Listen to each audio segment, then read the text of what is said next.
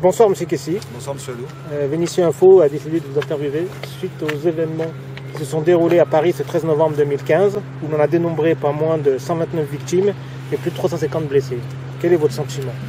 D'abord des atteintes à la France inacceptables, beaucoup de tristesse, beaucoup d'effroi. Nous étions vendredi soir invités à une soirée de solidarité avec des enfants malades par une association vénitiane, ASP, et le Nid du Charéard qui avait participé à cet événement. Et je crois qu'on a tous été choqués de ce qui s'est passé. Et voilà, très triste de ce qui se passe dans notre capitale. Ça vous a bouleversé? Tout à fait. Et je crois qu'on ne s'y habitue pas, on ne s'y habituera jamais. On a vécu les événements aussi de Charlie Hebdo, les tueries de Toulouse, etc. Je crois qu'on ne s'habitue pas à ce genre de choses et notre pays ne doit pas s'habituer à ce genre de choses. En tout cas, les habitants aussi de France ne doivent pas s'habituer à ce genre de choses. La ville de Vénissieux a organisé un rassemblement ce lundi 16 novembre 2015 devant le parvis de l'hôtel de ville. Avez-vous participé? D'abord, je ne pourrais pas parce que pour des raisons personnelles, je suis pris ailleurs. C'est normal de rassembler les habitants et de marquer d'abord un coup d'arrêt et puis de dire non à cette barbarie, non à cette violence, non à ces tueries qui frappent notre pays. Et je crois que d'abord la municipalité a raison de le faire, les habitants ont le devoir de s'y rendre, ont le devoir de se rassembler partout dans le pays, mais en même temps on ne peut pas m'empêcher de penser que d'abord il y a une succession d'attentats depuis un moment et qu'on ne doit pas accepter ça, mais en même temps moi je tiens à dire quand même que nos quartiers et les gens qui ont commis ce genre de choses à Paris, s'ils sont issus de nos quartiers, de nos territoires, d'abord c'est pas acceptable, on ne peut pas accepter ça, et qu'on ne peut pas faire l'amalgame avec la majorité des gens qui vivent dans notre quartier, qui aspirent à vivre en paix dans notre pays. Mais il y a quand même une raison de cause à effet. Je crois que ces gens qui commettent ça, s'ils appartiennent à nos territoires, on peut faire l'analyse que effectivement il y a une certaine violence depuis un certain nombre d'années ici, dans nos banlieues, qu'il faut prendre en compte. Toutes les frustrations, toute cette misère que l'on subit, toutes ces discriminations, on est mis au banc de la nation et je crois que notre pays a intérêt aujourd'hui à réfléchir à savoir ce qu'on va faire de nos quartiers. Je crois qu'il n'y a pas de fatalité, mais il faut se poser la question, d'abord, pourquoi en est-on arrivé là dans notre pays?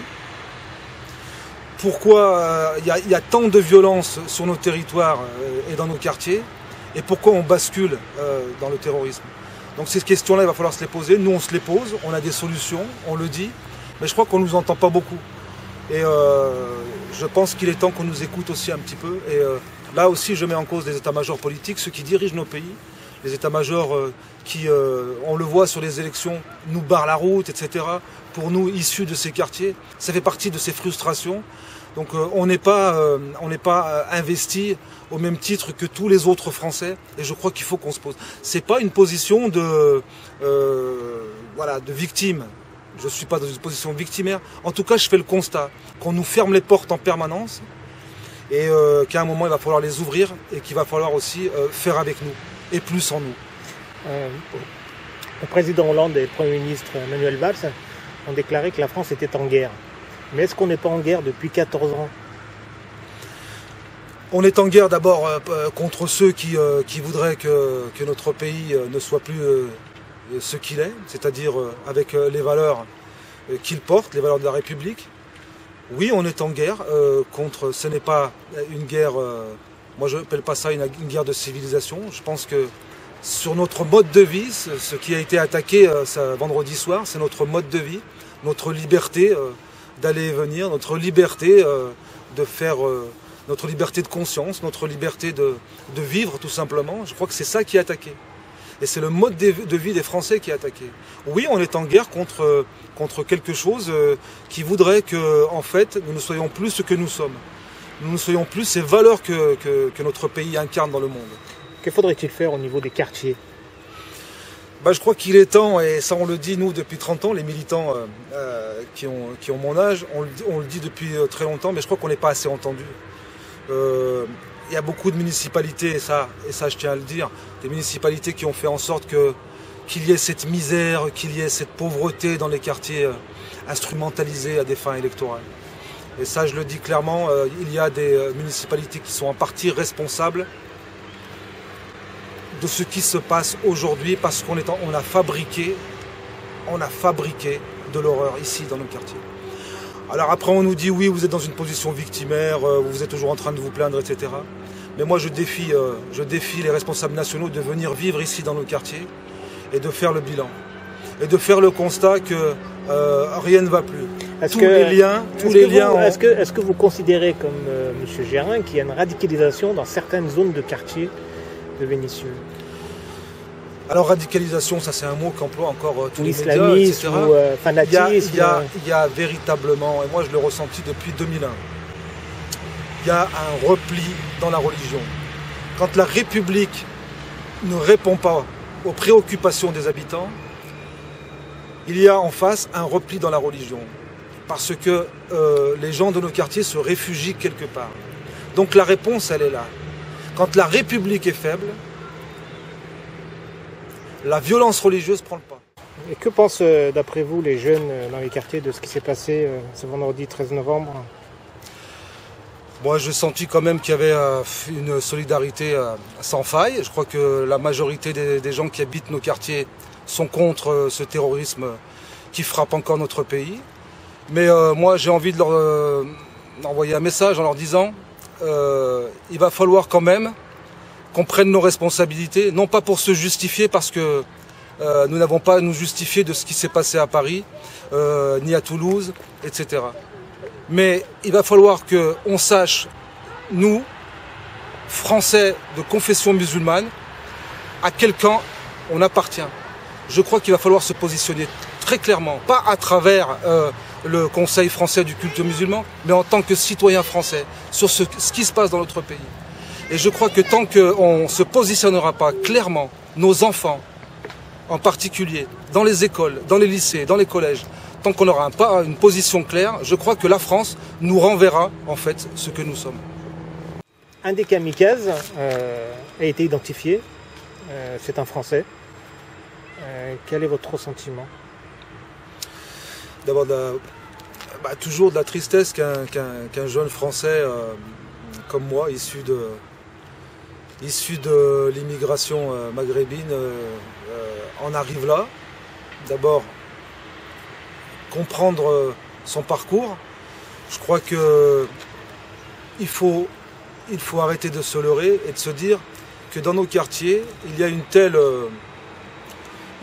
misère sociale qu'à la fin, parce qu'elle n'a pas été traitée pendant 20 ou 30 ans par tous les gouvernements successifs. Mais c'est pas parce qu'on subit une misère sociale qu'on va forcément devenir kamikaze. Oui, non, mais je suis d'accord avec vous, monsieur Hadou.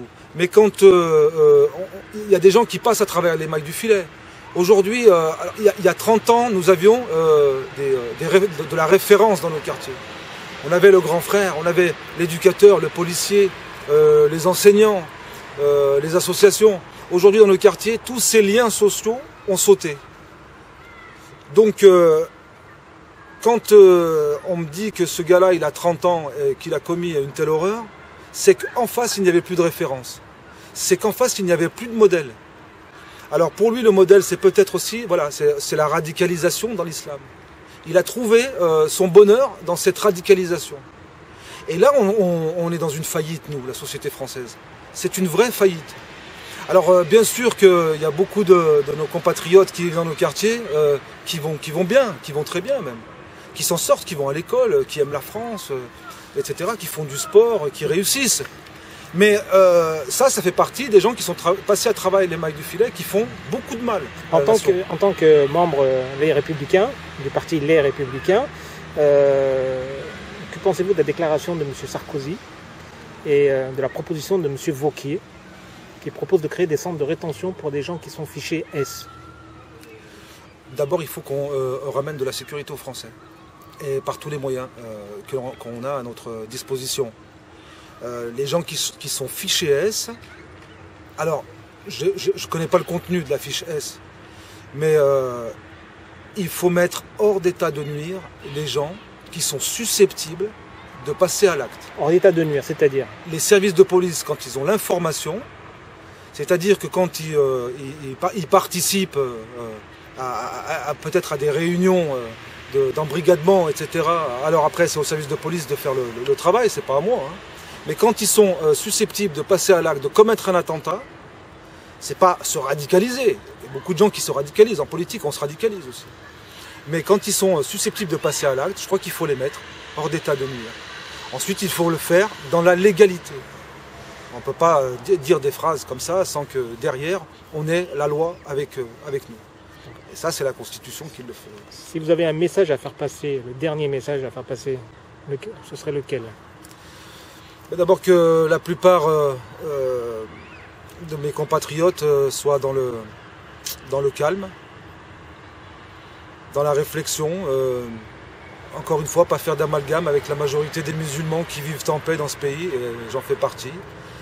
Mais je crois aussi que j'ai envie d'envoyer un message à tous les musulmans de France, en leur disant aussi qu'ils n'aient pas peur, que ce pays c'est le leur, qu'il faut qu'ils l'aiment, mais en même temps avoir des positions claires par rapport à ce qui se passe, par rapport aux attentats. Qu'on ait des positions très claires. On fait partie de cette nation. Cette nation ne nous rejette pas, contrairement à ce qu'on dit, mais en même temps, il va falloir que nous, on fasse l'effort aussi de dire qu'on aime ce pays, qu'on est français, qu'on n'a pas d'autre pays.